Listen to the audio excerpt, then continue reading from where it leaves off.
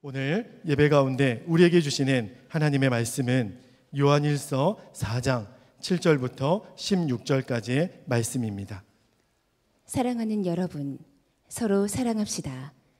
사랑은 하나님에게서 난 것입니다. 사랑하는 사람은 다 하나님에게서 났고 하나님을 압니다. 사랑하지 않는 사람은 하나님을 알지 못합니다. 하나님은 사랑이시기 때문입니다. 하나님의 사랑이 우리에게 이렇게 드러났으니 곧 하나님이 자기 외아들을 세상에 보내주셔서 우리로 하여금 그로 말미암아 살게 해주신 것입니다. 사랑은 이 사실에 있으니 곧 우리가 하나님을 사랑한 것이 아니라 하나님이 우리를 사랑하셔서 자기 아들을 보내어 우리의 죄를 위하여 화목제물이 되게 하신 것입니다. 사랑하는 여러분, 하나님께서 이렇게까지 우리를 사랑하셨으니 우리도 서로 사랑해야 합니다. 지금까지 하나님을 본 사람은 없습니다. 그러나 우리가 서로 사랑하면 하나님이 우리 가운데 계시고 또 하나님의 사랑이 우리 가운데서 완성된 것입니다. 하나님이 우리에게 자기 영을 나누어 주셨습니다. 이것으로 우리가 하나님 안에 있고 또 하나님이 우리 안에 계시다는 것을 우리는 압니다. 우리는 아버지께서 아들을 세상의 구주로 보내신 것을 보았고 또 그것을 증언합니다. 누구든지 예수를 하나님의 아들로 시인하면 하나님이 그 사람 안에 계시고 그 사람은 하나님 안에 있습니다. 우리는 하나님이 우리에게 베푸시는 사랑을 알았고 또 믿었습니다. 하나님은 사랑이십니다. 사랑 안에 있는 사람은 하나님 안에 있고 하나님도 그 사람 안에 계십니다. 이스라엘 선교사님 한 분이 그런 이야기를 하셨어요. 이스라엘 안에 놀라운 복음의 역사가 일어나고 있다고 하시면서 이스라엘에는 세 부류의 기독교인이 있답니다. 유대인 기독교인, 또 아랍인 기독교인, 그리고 외국인 기독교인들이 있는데 그 유대인 기독교인들이 부흥이 되고 있다는 겁니다.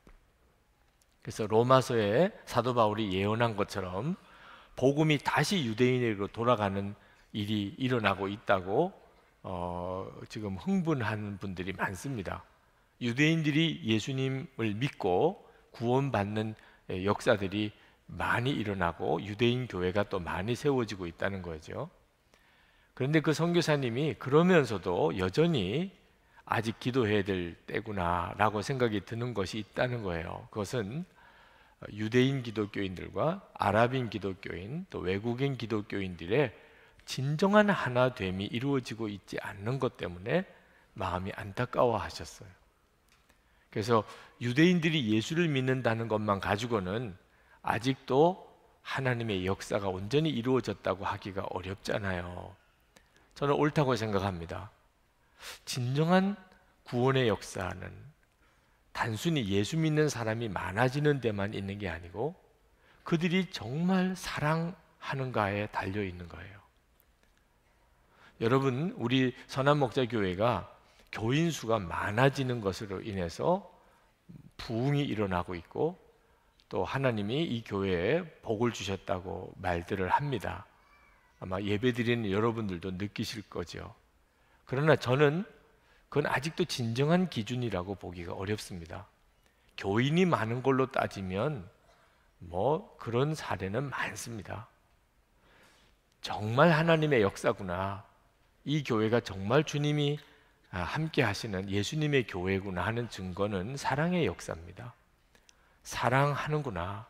선한목자교회가 사랑으로 소문난 교회가 되면 그러면 이제 정말 진짜 부흥이 일어난 거죠. 여러분 개인도 마찬가지입니다. 여러분이 사랑으로 소문났는지 그러면 여러분이 정말 예수를 믿은 겁니다. 그러나 여러분이 사랑으로 소문나지 않았다면, 짜증으로 소문났다면 그러면 아직도 여러분은 예수 믿었다고 장담하기 어렵습니다. 오늘 요한 사도가 사랑하는 여러분, 우리가 서로 사랑합시다 7절 말씀에 그렇게 말씀을 시작하시는데 아마 이 말씀을 여러분이 다 들으실 때 마음이 푸근하고 그리고 너무나 좋은 말씀이라고 느끼실 겁니다. 사랑하자는데 말이죠. 사랑하자는 말씀처럼 듣기 좋은 말씀이 어디 있어요? 그러나 8절 말씀에 내려가면 마음이 부담이 옵니다. 그냥 좋기만 한 말씀이 아니에요. 사랑하지 않는 사람은 하나님을 알지 못합니다. 하나님은 사랑이시기 때문입니다. 이 말씀은 우리가 사랑합시다는 것과 조금 다른 뉘앙스예요. 사랑하지 않는 사람은 하나님을 알지 못합니다. 구원받은 사람이 아니라는 뜻이죠. 여러분 중에 내가 사랑하지 못하고 있는데 라고 생각되는 분에게는 탁 숨이 막힐 만한 말씀이기도 합니다. 그리고 12절로 내려가면 더 숨이 막힙니다. 12절. 우리가 서로 사랑하면 하나님이 우리의 가운데 계시고 또 하나님의 사랑이 우리 가운데서 완성된 것입니다. 하나님의 사랑이 우리 가운데서 완성되었다는 말은 우리가 사랑을 해도 하나님처럼 사랑한다는 말씀입니다. 사람의 사랑으로도 사랑하면 사랑이죠. 그죠? 그러나 요한 사도가 말씀하는 사랑은 하나님처럼 사랑하는, 하나님의 사랑이 완성되었다는 말은 하나님이 우리 그리스도인들에게 하나님의 사랑을 부어주셨습니다. 모든 사람들이지만 믿는 사람은 예수 믿는 사람이니까. 그러나 그건 아직도 하나님의 사랑의 완성이 아닙니다. 하나님의 사랑의 완성은 우리도 그 하나님처럼 다른 사람을 사랑하게 될 때, 우리 예수 믿는 사람들이 하나님처럼 다른 사람을 사랑하게 될 때 비로소 하나님의 사랑이 완성되었다는 거예요. 그렇게 할 수 있을까요? 아니, 사람의 사랑으로 사랑하는 것도 쉬운 일이 아닌데 하나님처럼 사랑할 수 있을까요? 그래서 오늘 말씀이 의외로 어려운 말씀처럼 들립니다. 말씀이 우리를 굉장히 부담스럽게 하는 말씀이에요. 그러나 요한 사도가 이 말씀을 하려는 의도는 우리를 힘들게 하고 부담스럽게 하려는 것, 하나님처럼 사랑하세요 라고 우리에게 명령하시는 것이 아닙니다. 요한 사도가 말씀하려는 핵심의 의도는 예수를 믿으면 누구나 다 하나님처럼 사랑하게 된다는 것을 말씀하려는 겁니다. 혹시 여러분 중에 하나님처럼 사랑하지 못하고 계신 분들은 오늘 수지 맞은 날입니다. 여러분들을 하나님께서 하나님처럼 사랑하게 하셔서 하나님의 사랑을 완성시키신다는 겁니다. 여러분들이 그렇게 사랑하게 된다는 거죠. 여러분들은 그럴 준비만 하고 계시면 됩니다. 여러분, 사랑하라는 것은 명령으로 되는 일이 아닙니다. 사랑하라고 그래서 사랑이 되는 게 아닙니다. 사랑해야지 결심한다고 해서 사랑이 되는 것도 아닙니다. 사랑은 되어져야 되는 거예요. 그냥 사랑이 되어져야 되는 거지 결심해서 되는 것도 아니고 명령해서 되는 것도 아닙니다. 그래서 요한 사도는 사랑을 하나님이라고, 하나님이 사랑이시라고 그렇게 말씀하고 있는 거예요. 사랑은 하나님이 우리 가운데서 역사하셔야 되는 일입니다. 이것을 사랑의 부흥이라고 그렇게 표현하는 겁니다. 여러분, 하나님처럼 사랑하게 되는 것은 사랑의 부흥이 내 속에 일어나는 거예요. 그래서 여러분은 전혀 사랑할 수 없는 사람인데 사랑을 하게 되는 겁니다. 1907년에 우리 한국에 대부흥이 일어났을 때 그때 한국 교회 안에 사랑의 부흥이 같이 일어났습니다.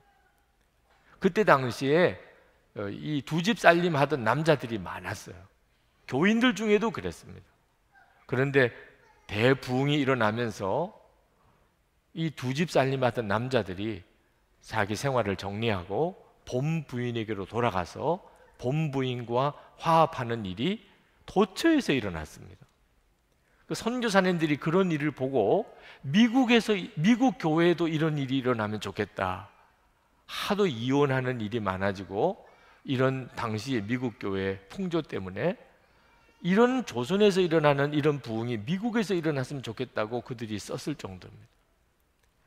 아주 믿었고 신뢰했던 하인이 공개적으로 내가 주인의 돈을 가로채고 내가 이렇게 부정한 일을 했다는 고백을 하고, 그런 하인을 또 그 주인과 가족들이 용서해서 받아들이는 일이 교회 안에서 예배드리면서 일어났어요.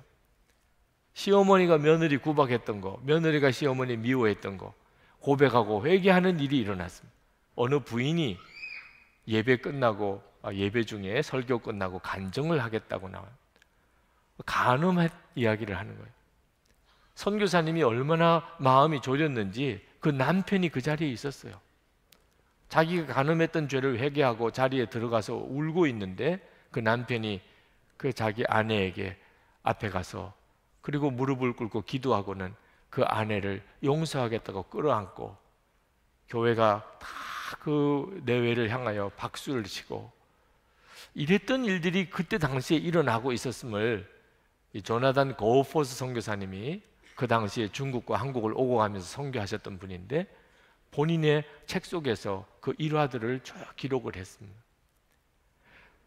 사랑이 부흥인 거예요. 성령의 역사가 임하고 부흥이 일어나면 사랑의 부흥이 함께 옵니다. 여러분, 성령을 체험하고 방언도 하고 예언도 하고 뭐 각양 능력도 행사하는 일들이 벌어지게 될 때 이것이 진짜 하나님이 하신 일인지 아닌지는 그 드러나는 기적과 같은 일들, 여러 은사들을 보고 아는 게 아니고 사랑을 보고 분별하는 겁니다. 결국은 그래서 그 사람이 사랑의 사람이 되었다면 그러면 그건 정말 성령님의 역사예요. 그러나 그것 때문에 교만해지고 그것 때문에 남을 비판하고 그것 때문에 욕심을 부리고 그러면 그건 하나님의 성령의 역사가 아닌 겁니다. 16절 말씀에 사랑 안에 있는 사람은 하나님 안에 있고 하나님도 그 사람 안에 계십니다. 사랑으로 아는 거예요. 이게 진짜 하나님의 역사인지. 진정한 사랑은 하나님에게서 오는 겁니다. 우리에게 있지 않아요. 9절 10절 말씀에 하나님의 사랑이 우리에게 이렇게 드러났으니 자기 아들을 보내어 우리의 죄를 위하여 화목제물이 되게 하신 것입니다. 도대체 사랑이 뭐지요? 사랑이 도대체 뭘 사랑이라고 하는 거죠? 하나님께서 지옥에 갈 수밖에 없는 죄인인 우리를 구원하여서 하나님 자녀 삼으시려고 당신의 독생자를 우리를 위해 대신 보내셔서 십자가에 죽게 하신, 이게 사랑이라는 거예요. 그러니 여러분, 사랑한다면 이렇게 사랑해야 사랑한다고 말하는 거죠. 이 사랑은 하나님으로부터 온 겁니다. 그래서 우리가 사랑이 뭔지를 알게 된 거예요. 이런 사랑을 불같은 사랑이라고 표현하는 겁니다. 아니, 지옥에 갈 수밖에 없는 우리를 구원하려고 당신의 독생자를 죽게 하신 이런 사랑이 진짜 불과 같은 사랑이죠. 그런 사랑을 우리가 받고서 이제 우리가 사랑을 알게 된 겁니다. 여러분 중에 이런 사랑을 하지 못하는 사람, 원수를 용서하고 오히려 사랑하는 이런 사랑을 나는 하지 못하고 있다고 생각하는 사람은 여러분 자신이 그런 불과 같은 사랑을 경험을 못하고 있기 때문입니다. 사람이 나빠서 그런 게 아닙니다. 본래 사람은 나쁜 거예요. 이기적이고 자기중심적이고 사람은 본래 그렇습니다. 여러분이 예수를 믿어도 이런 사랑을 못한다면 이유는 하나밖에 없습니다. 여러분 자신이 그런 사랑을 못 받은 거예요. 여러분이 그런 사랑을 경험을 못하니까 여러분도 그렇게 사랑을 못하는 거죠. 그래서 여러분이 알아야 됩니다. 십자가의 복음, 하나님의 사랑을 들어서 아는 게 사랑을 체험한 게 아니라는 거예요. 여러분들은 다 예수님의 십자가의 복음을 적어도 여러 번 들으셨을 거예요. 하나님이 죄인인 우리를 사랑하셔서 예수 그리스도 독생자를 보내주시고 십자가에 죽게 하시고 우리를 구원해 주셨다. 아니, 귀에 못이 박도록 들었잖아요. 하나님은 우리를 엄청나게 사랑하셔서 그렇게 하셨다. 다 들어 아시잖아요. 그런데 나는 다른 사람을 사랑을 못해요. 그 말은 들어서 아는 거지 실제로는 아직도 그 하나님의 불과 같은 사랑을 여러분이 경험을 못한 겁니다. 여러분, 음식을 하나 먹어도 뜨거운 음식을 이렇게 먹으면 그냥 사람이 견디지 못해서 이 사람이 뜨거운 거 먹었구나 하는 걸 알 수 있잖아요. 불과 같은 하나님의 사랑을 내가 내 속에 받았다면, 그렇다면 주위 사람들이 다 압니다. 그 사람 속에서 드러나는 하나님의 사랑 때문에 저 사람이 진짜 예수를 믿는구나, 저 사람 속에 하나님의 불같은 사랑이 임했구나 하는 걸 알게 돼 있어요. 어떤 분이 하나님의 사랑은 이처럼 폭포수 같은 사랑이라고 했더니 아주 거부감을 표시하더라. 목사님, 그런 사랑이 진짜 있습니까? 하늘 아래 진짜 폭포수 같은 하나님의 사랑이 부어지는 일이 진짜 있습니까? 나는 못 믿겠습니다. 나는 그런 사랑을 경험해 본 적이 없습니다. 하나님의 사랑이 폭포수 같이 부어진다면 말만 하지 말고 한번 느끼게 해주세요. 하나님의 사랑을 못 믿겠다고 그런 분을 보았어요. 교회 다니면서도. 왜 나에게만은 왜 그런 사랑을 하나님이 보여주시지 않으시냐? 여러분들은 하나님께서 폭포수같이 우리에게 사랑을 부어주신다는 사실을 믿으십니까? 대부분은요, 그 사람처럼 노골적으로 못 믿겠다고 말을 안 해요. 착하니까. 네.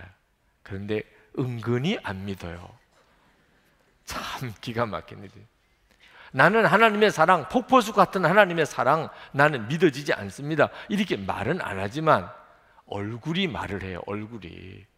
진짜 하나님의 사랑을 받은 사람은 얼굴이 그런 얼굴이 아니라, 뜨거운 거 하나만 먹어도 그냥 사람이 호들갑을 떨고, 그런데 불과 같은 하나님의 사랑이 속에 들어와 있으면 그럴 수가 없는 거거든요.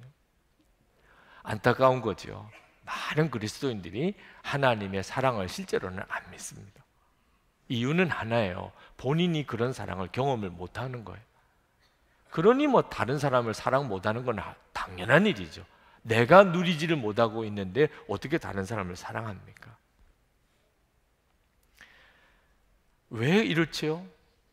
하나님께서 계속 우리 가운데 하나님의 사랑을 부으시고 계신데 왜 전혀 그걸 느끼지도 못하고 누리지도 못하는 거지요?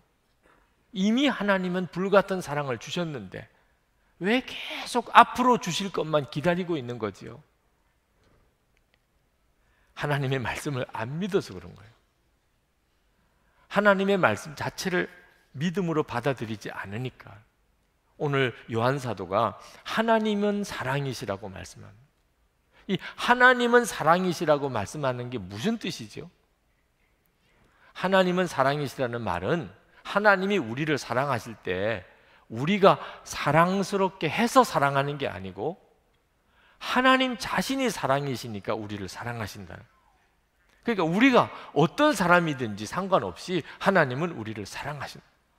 그러니 지옥에 갈 수밖에 없는 우리들을 하나님이 사랑하셔서 독생자를 주신 거예요. 왜? 하나님이 사랑이시니까. 그런데 우리는 살기를 늘 사랑받을 만하니까 사랑하고 사랑스러우니까 사랑하고 그렇게 살았기 때문에 하나님이 나를 사랑하신다는 게 좀처럼 안 믿어지는 거예요. 안 받아들여지는 거예요. 하나님이 사랑을 안 하신 게 아닙니다. 내가 안 받아들여지는 거예요. 사랑스럽다고 느끼지를 않으니까 자신이. 저도 오랫동안 하나님도 사랑스러운 사람을 사랑하실 거라는 생각에 이렇게 묶여 있었어요. 당연히 그럴 거 아니겠어요? 사랑스러운 사람을 사랑하실 거다. 저는 하나님께서 저를 사랑해 줬으면 좋겠다. 그래서 정말 착하게 살고 열심히 공부하고 그리고 교회 봉사 열심히 하고 그러면 하나님이 나를 사랑하시겠지. 이만큼 하면 사랑하실까? 그런데 그렇게 신앙생활 하면서 심령은 더 황폐해지고 진정한 기쁨 모르겠고 하나님의 사랑은 도무지 더 오리무중이에요. 점점 저 자신은 더 사랑받을 수 없는 존재라는 것만 드러나는 거죠. 그러다가 어느 새벽기도 끝나고 기도하는데 하나님께서 저에게 환상과 같이 주님의 십자가를 바라보는 눈을 열어주셨어요. 그날 새벽에 그냥 주님의 십자가 앞에만 서 있었던 겁니다. 주님이 십자가에 달려 계신 모습, 처음에는 그 주님으로 인해서 너무너무 애통하고 나중에는 나를 위해서 애통하고 그렇게 울기만 했어요. 주님의 십자가가 눈앞에 그냥 그대로 드러나는 거. 근데 그렇게 울었던 그날이 지나고 난 다음에 제 마음에 믿음이 달라져 버렸어요. 하나님은 나를 사랑하신다. 내가 사랑받을 만하기 때문이 아니고 하나님은 나를 사랑하기로 작정하셨어요. 그냥 하나님은 그냥 나를 사랑하기로 작정하셨다. 그래서 나를 사랑하시는 거예요. 내가 사랑받을 만하지 못해도 하나님은 나를 사랑하기로 작정하여 당신의 아들 예수 그리스도를 십자가에 죽게 하셨어요. 이제는 하나님은 나를 사랑하시는구나. 그게 마음으로 믿어지는 거예요. 그건 놀라운 일이었어요. 하나님은 또 한 번 저에게 하나님의 사랑에 대한 확증을 깨닫게 하셨는데, 제가 설교의 열등감 때문에 참 좀처럼 회복되지 못했을 때 하나님이 고린도전서 1장 27절에서 29절 말씀을 저에게 읽게 하시는 거예요. 거기에 하나님은 약한 자, 미련한 자, 없는 것, 천한 것, 멸시받는 것을 하나님이 일부러 택하셔서 유능한 자, 지혜로운 자를 부끄럽게 하려 하신다. 그런 말씀이 나옵니다. 그 말씀이 처음에는 안 믿어져요. 하나님이 어째서 일부러 약한 자, 미련한 자, 없는 것, 천한 것, 멸시받는 것을 왜 택하여 쓰세요? 좀 능력 있고 실력 있고 유능하고 잘난 사람을 택하면 더 크게 쓰실 수 있을 거 아니겠어요? 안 믿어지니까 말씀의 은혜가 안 되는 거예요. 3일 동안을 그 말씀을 붙잡고 씨름하다가 이 말씀은 내가 믿음으로 받아들여야지 이해하고 믿어지는 게 아니구나. 그래서 그 고린도전서 1장 27절부터 말씀을 그냥 가슴에 끌어안고 그리고는 무릎 꿇고 하나님께 고백했어요. 하나님 믿겠습니다. 근데 그 고백을 하고 그렇게 그냥 눈물이 터져 나오는 통곡을 했어요. 그렇게 울었어요. 왜 그렇게 우는지도 모를 만큼 그렇게 울었어요. 제 마음속에 끊임없이 열등감을 가지고 또 교만한 마음을 가지고 남하고 비교하고 하던 그게 꺾어져 버린 거죠. 평생 짐을 지고 사는 겁니다. 남하고 비교하고 열등감 때문에. 왜? 남보다 뛰어나야 되고 남보다 잘나야 되고 남보다 실력이 있어야 쓰임 받는다는 생각이 나를 꽉 사로잡고 있었다. 하나님은 약한 자, 미련한 자, 없는 것, 천한 것, 멸시받는 것을 택하신다. 이걸 믿고 나니까 내 마음속에 있는 묶임이 다 풀어져 버렸어요. 그리고 제 삶이 달라져 버렸어요. 제 삶도 제 목회도 다 달라져 버렸어요. 하나님은 정말 나를 사랑하신다 하는 확신이 들은 거죠.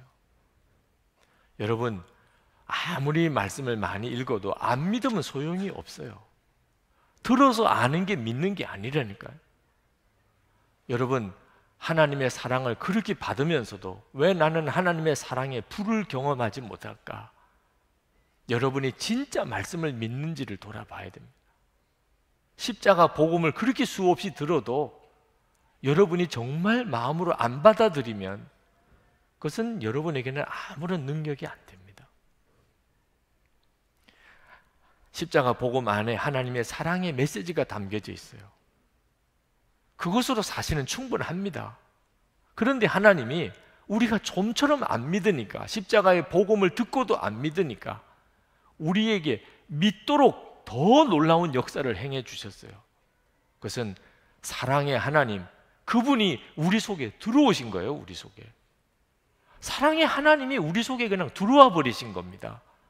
우리를 위해서 십자가에 죽으셨을 뿐만 아니고 사랑의 불이신 그분이 우리 속에 들어오셨으니 어떻게 이제는 안 믿을 수가 있겠어요? 우리 속에 불이 들어와 버렸는데. 12절, 13절 말씀. 지금까지 하나님을 본 사람은 없습니다. 그러나 우리가 서로 사랑하면 하나님이 우리 가운데 계시고 또 하나님의 사랑이 우리 가운데서 완성된 것입니다. 13절, 하나님이 우리에게 자기 영을 나누어 주셨습니다. 이것으로 우리가 하나님 안에 있고 또 하나님이 우리 안에 계시다는 것을 우리는 압니다. 여러분이 예수님을 주님이라고 고백하면 이미 하나님은 여러분 안에 들어오신 거예요. 하나님의 영이 우리 속에 들어오신 거예요. 하나님의 영이 우리 속에 들어와서 우리와 같이 계시니 우리가 하나님의 사랑을 알게 되는 거거든요. 하나님의 사랑을 누리게 되는 것이거든요. 우리 안에 오셔서 우리와 늘 같이 계십니다. 어느 형제가 어떤 자매를 좋아했는데 도무지 자매가 형제에게 마음을 안 여는 겁니다. 프로포즈를 해도 받아주지를 않아요. 상담을 했더니 10번째가 안 넘어가는 나무가 없다. 아, 그렇구나. 그래서 매일 사랑의 편지를 그 자매에게 써서 보냈습니다. 그런데도 자매가 마음을 안 열어요. 좌절이 왔다가 더 마음에 굳게 결심하고 이제는 하루에 3번씩 사랑의 편지를 아침, 점심, 저녁으로 써서 보냅니다. 그랬더니 결국은 그 자매가 감동을 받아서 결혼을 하게 됐는데 편지를 전달해 준 사람하고 결혼을 했어요. 여러분, 이 비밀을 이해하시겠습니까? 네, 매일 만나고 하루에 3번씩 만나요. 편지 전해주러 온 사람. 그러다가 눈이 맞은 거죠. 네. 여러분, 늘 만난다는 거, 이게 사랑에 있어서는 결정적인 겁니다. 하나님께서 내 안에 오셨어요. 그런데도 어떻게 하나님의 사랑, 불같은 하나님의 사랑을 경험하고 누리지 못하지요? 우리가 주님을 바라봄의 문제가 있기 때문에. 24시간 예수님을 바라보시라고 하는 것은 그 까닭입니다. 우리 주님이 우리 속에까지 들어오셨는데, 우리를 위해서 십자가에 죽으셨을 뿐만 아니고 우리 속에까지도 들어오셨는데도 아직도 하나님의 사랑을 경험을 못해요. 폭포수 같은 하나님의 사랑이 있으면 진짜 나에게 좀 느끼게 해줘봐요. 왜 그렇지요? 여러분이 여러분 자신을 한번 돌아보세요. 주님 바라봄의 문제가 있는 것입니다. 정말 예수님이 내 안에 오셨다는 사실을 믿고 주님을 바라봄의 문제가 있는 거예요. 예수님이 우리 속에 오시면 반드시 사랑의 사람이 됩니다. 사랑해야 된다가 아니고 사랑의 사람이 돼요. 요한사도 자신이 증인이에요. 이 요한일서를 쓴 요한사도 복음서에 나오는 요한, 예수님의 제자 요한은 사랑의 사람이 아닙니다.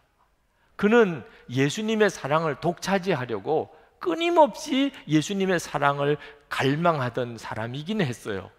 그러나 그가 사랑이 많은 사람은 아닙니다. 그는 우레의 아들이라는 별명이 있어요. 한성질 하는 사람. 대단히 무서운, 성질이 대단한 사람이었어요. 그랬던 요한이 요한서신에 보면, 요한복음이나 요한서신을 읽어보면 그가 계속 사랑을 이야기합니다. 사랑의 사도가 됐어요. 무슨 일이 벌어졌죠? 요한이 사랑하려고 결심을 해서 그렇습니까? 요한이 사랑의 훈련을 받았기 때문에 그렇습니까? 제자였을 때는, 예수님의 제자였을 때는 예수님이 요한 바깥에 있었어요. 예수님이 아무리 요한에게 사랑에 대한 말씀을 주셔도 요한은 안 변했습니다. 그런데 성령을 받고 예수님 그분이 요한에게 들어왔어요. 예수님은 이제 요한 안에 계세요. 그리고는 뒤집어진 거예요. 예수님이 사랑의 주님이시니 요한 사도도 사랑의 사도가 된 겁니다. 예수님께서 여러분 안에 계시다는 것은 엄청난 일이에요. 여러분의 삶을 완전히 뒤집어 놓는 분이십니다. 여러분, 사랑은 하나님이 우리에게 주시는 선물이에요. 예수를 믿으면 사랑하며 살게 되는 겁니다. 그러니까 여러분이 만약에 사랑이 없다면 이건 회개할 제목이 아니고 기도해야 될 제목이에요. 하나님 저에게 사랑을 주세요. 제가 어디 멀리 여행을 갔다가 집에 오면 저희 딸들이 선물을 가져왔나 하고 기다려요. 그래서 제가 선물을 안 꺼내 놓으면 이제 가방을 뒤집니다. 뭐 잊어버리고 이야기를 안 하시나, 그래서 무슨 선물 사왔나 이렇게 뒤져요. 여러분, 딸이 아빠가 어디 멀리 여행을 갔다가 왔는데 선물을 안 가져왔어요. 그러면 회개합니까? 주여 용서해 주옵소서 이렇게 합니까? 아니면 선물 혹시 없으세요? 이렇게 물어봅니까? 선물은 구하는 거지 선물이 없다고 회개할 문제가 아닙니다. 그러니 여러분, 지금 현재 여러분에게 사랑이 없다면 그것은 여러분이 회개할 제목이 아니고 구해야 될 제목이라는 사실을 분명하게 아셔야 돼요. 고린도전서 12장 31절에 너희는 더욱 큰 은사를 사모하라. 내가 또한 제일 좋은 길을 너에게 보이리라. 이게 지금 사랑을 이야기하는 거거든요. 더욱 큰 은사를 사모하라, 구하라는 거예요. 여러분, 사랑이 없다면 사랑이 없다고 괴로워하고 그것 때문에 회개하고 지금도 사랑해야 되겠다고 결심하고 결단하고 그렇게 하는 게 아니고, 사랑이 없다면 하나님 저에게 사랑을 주세요. 사랑을 주셔야 된다고 주님이 주시겠다고 하셨고, 예수님 자신이 사랑이시니, 하나님이 사랑이시니 제가 사랑하게 해주세요. 이 기도를 해야 될 제목이랍니다. 여러분에게 지금쯤 한번 묻습니다. 여러분, 여러분의 인생 가운데 뭐가 가장 중요하세요? 고민이 되시는 분들은 참 답답합니다. 돈인가? 건강인가? 성공인가? 아이들이 대학 가는 건가? 애들이 시집장가 잘 가는 건가? 아니, 아직도 그렇습니까? 그러니 여러분들 가운데 사랑의 열매가 안 맺어지는 거예요. 여러분들이 아직도 마음에 사랑이 제일이라고 이렇게 여기지를 않는 겁니다. 여러분에게 무엇이 가장 중요합니까? 사랑이지요, 사랑. 이렇게 되면 당연히 사랑을 구하게 됩니다. 여러분, 기도 안 해보셨어요? 돈 달라고도 해봤잖아. 하는 일 잘 되게 해달라고도 기도했잖아. 아이들이 바로 마음 잡게 해달라고 기도도 했잖아요. 건강 달라고도 구했잖아요. 별의별 기도 제목을 다 기도했잖아요. 사랑 달라고 기도했습니까? 사랑 달라고 기도해 본 적이 있습니까? 얼마나 되셨습니까? 최근에 사랑을 달라고 기도한 적이 얼마나 되십니까?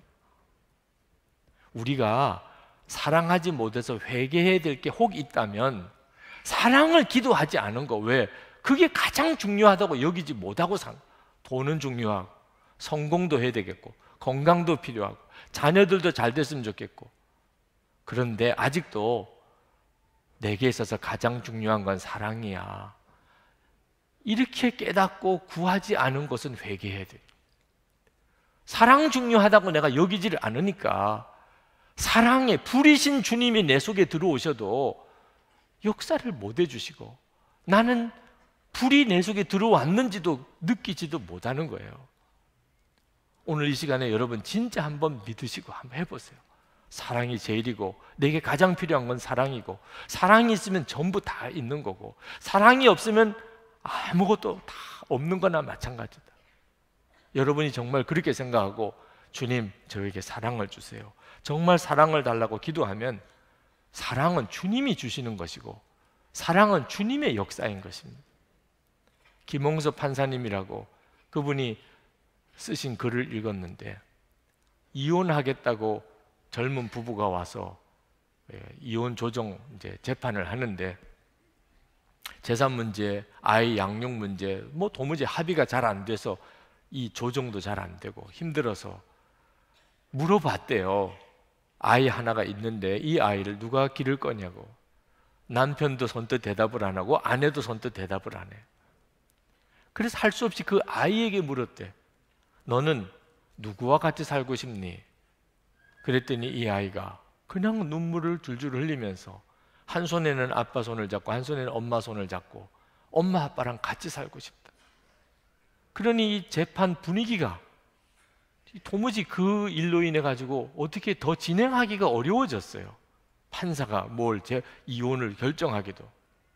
그래서 하도 딱해서 그 이혼하겠다는 두 사람에게 성경책을 한 권씩 사다 주면서 한 달만 한번 지나고 난 다음에 결정합시다.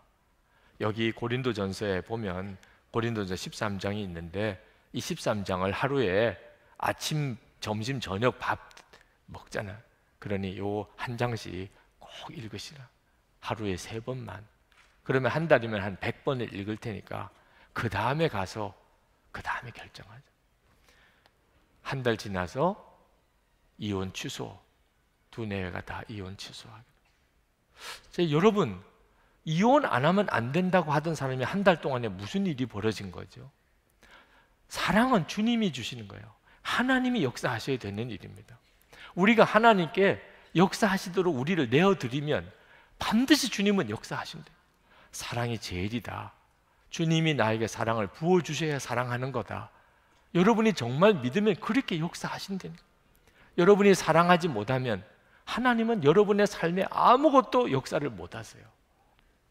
어느 목사님이 새벽기도 끝나고 집에 왔더니 집이 그냥 설거지도 안 돼 있고 그냥 어질러져 있는 채로 난장판인데 사모님은 어디로 갔는지 보이지도 않아. 사모님에 대해서 얼마나 화가 났는지 어떻게 집을 이렇게 하고 있나. 그랬더니 얼마 뒤에 사모님이 들어오시더래. 막 다짜고짜 화를 내고 당신이 정신이 있는 거야 없는 거야 어떻게 집안을 이렇게 하고. 사모님께서 하도 목사님이 화를 내시니까 가만히 계시다가 조용히 이야기했어요. 당신은 오늘 딸 누구가 오늘 소풍 가는 날인 걸 아시냐? 새벽기도 끝나고 와서 애 도시락 싸주고 그리고 애 챙겨 입히고 그리고 소풍 가는 것까지 데려다주고 이렇게 오고 그리고 기도회가 있어서 갔다가 집안 정리를 그만 못하고 기도회 인도는 또 해야 되겠게 갔다 왔는데 어떻게 이렇게 소리를 지르고 그러시냐. 목사님이 못쓰게 해주셨어요. 딸 소풍 가는 것도 모르고 사모님만 그렇게 했습니다. 그러나 여기서 물러서면 안 되잖아요.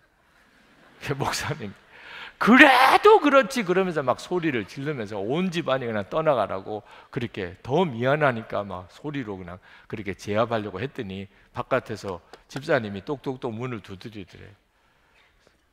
왜 그러시냐고 사모님이 나가보니까 몸이 너무 아파서 목사님 안수기도 받으려고 사택까지 왔다는 거예요. 목사님이 그냥 가슴이 철렁 내려앉는데 내가 조금 전에 이렇게 벼락같이 소리를 지르고 지금 가서 그 사람 집사님 머리에 안수해서 주님이 들어주시겠나. 그리고 또 그렇게 안수하면 아내는 또 뭐라 그러겠네. 옆에서 도무지 그냥 마음이 안 잡히고 기도하러 나갈 수도 없고 그렇다고 또 안 할 수도 없고 주여 용서해 주소서 내가 또 성질을 부리고 혈기를 부린 거 용서해 달라고 그렇게 기도하고 겨우 이제 마음을 가라앉히고 나갔더니 집사님은 벌써 가버렸어요. 그래서 또 옷 챙겨 입고 사모님 손 붙잡고 그 집사님 집에 신방을 가셨노라고. 여러분 목사만 그런가요? 사랑하지 못하면 하나님의 일은 포기해야 됩니다. 하나님이 역사하실 것은 포기해야 돼요. 그렇게 중요해요. 월남전 참전했다가 귀국한 어느 장교가 아내를 만날 걸 생각하니까 그렇게 좋더래요. 부산항에서 만나기로 약속을 하고 배를 타고 이제 부산항에 들어가는데 아내 만날 생각을 하니까 가슴이 설레고 그런데 부산항에 가까워지면서 난감해졌어요. 얼마나 많은 사람들이 항구에 나와서 기다리는지 저 중에서 어떻게 아내를 찾을까? 아내와 약속을 했는데 손수건을 흔들기로 했거든. 그런데 다 흔들어 다 손수건을. 그러니 이 많은 사람 중에 다 손수건 흔들고 있는데 아내를 어떻게 만나나.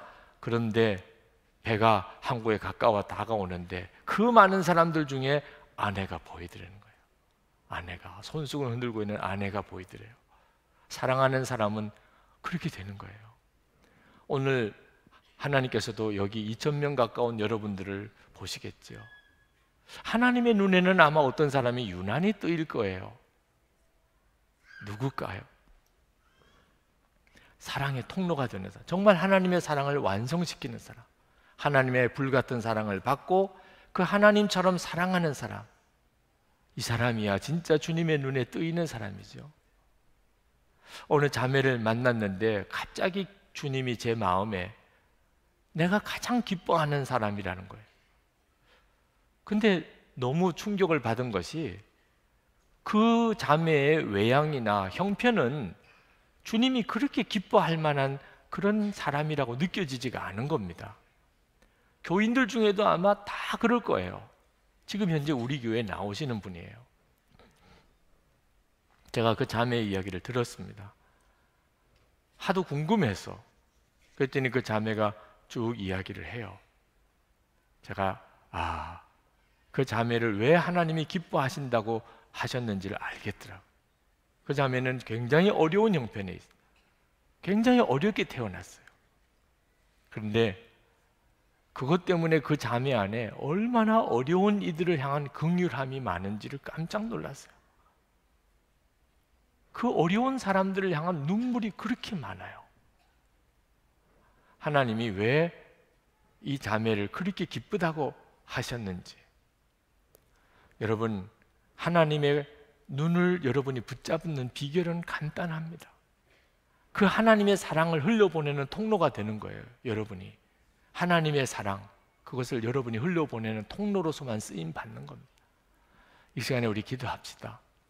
하나님, 제가 정말 하나님의 사랑을 누리고 그 사랑의 통로가 되기 원합니다. 그저 오직 그것을 위해서 제가 살기 원합니다.